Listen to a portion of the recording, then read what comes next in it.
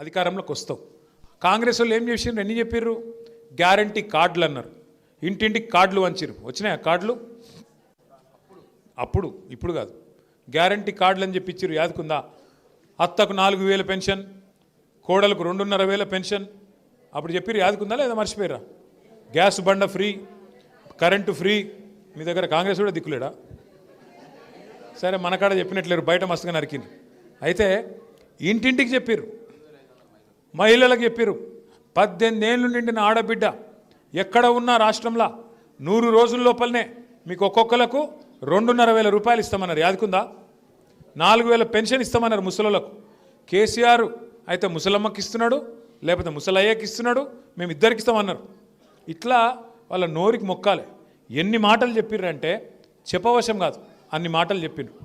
చదువుకునే పిల్లలుంటే స్కూటీలు ఇస్తాం, పెళ్లి చేసుకుంటే కేసీఆర్ 1,00,000 రూపాయలు ఇస్తుండు, మేము తులం బంగారం ఇస్తాం. వచ్చిందా తులం బంగారం? మరి షేక్పేటలో లగ్గాలు అయితలేవా? లగ్గాలు అయితలేవా అంటున్నా. కేసీఆర్ కళ్యాణ లక్ష్మి వస్తుండేనా? కేసీఆర్ కిట్ వస్తుండేనా? పెన్షన్లు వస్తుండేనా? ఆసరా పెన్షన్లు. మరి కేసీఆర్ ఉన్నప్పుడు వచ్చిన పెన్షన్ వచ్చిందా? ఇప్పుడు ఏమైనా పెరిగిందా? 2,000 ఉందా? 4,000 అయిందా? మహిళలకు 2,500 వస్తుందా? కళ్యాణ లక్ష్మి 1,00,000 వస్తుంది, మీకెళ్ళి తులం బంగారం వస్తుందా? ఏది లేదు. 2 ఏళ్లల్లా ఏం చేసినవా రేవంత్ రెడ్డి అంటే, ఒక ఇటుక పెట్టినవా, ఒక రోడ్డు కట్టినవా, ఒక మోరీ పోసినవా, ఏం చేసినావు? ఒక కొత్త పునాది వేసినవా అంటే ఏం లేదు. తెల్లారు లేవాలి, ఎక్కడైనా గిట్లనే కెమెరాలు పిలుచుకోవాలి, మైక్ పట్టుకోవాలి, కేసీఆర్ను తిట్టాలి. గిది తప్ప 2 ఏళ్లలో ఏం చేసిండు అంటే మన్ను కూడా చేయలేదు.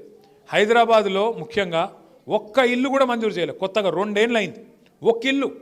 మరి ఇక 2 ఏళ్ళు అయ్యేపాయి అంటే 40% అయిపోయింది నీ టైం, ఇంకెప్పుడు ఇస్తావు మరి?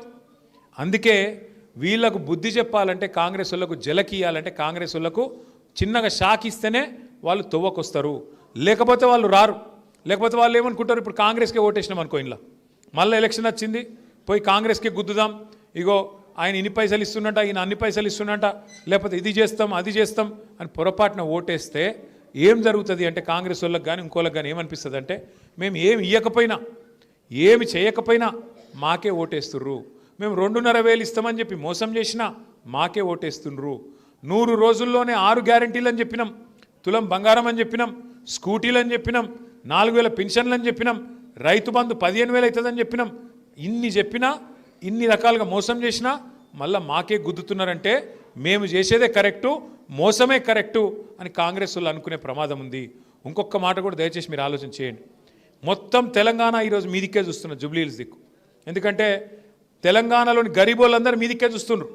మరి కాంగ్రెస్కు బుద్ధి చెప్తేనే, కాంగ్రెస్కు మీరు కరెంటు షాక్ ఇస్తేనే రేపటి రోజున తెలంగాణలో ఉన్న గరీబోళ్ళకు కూడా పథకాలు వస్తాయి. లేకపోతే మాత్రం కాంగ్రెస్ వాళ్ళు ఒక్క కొత్త పథకం తేరు, ఇచ్చిన మాట ఏది నిలబెట్టుకోరు. 420 హామీలు ఇచ్చిండ్రు. ఎన్ని మాటలు చెప్పినరు? బీసీలకు 42% రిజర్వేషన్ ఇస్తామని చెప్పారు, ఇచ్చిర్రా?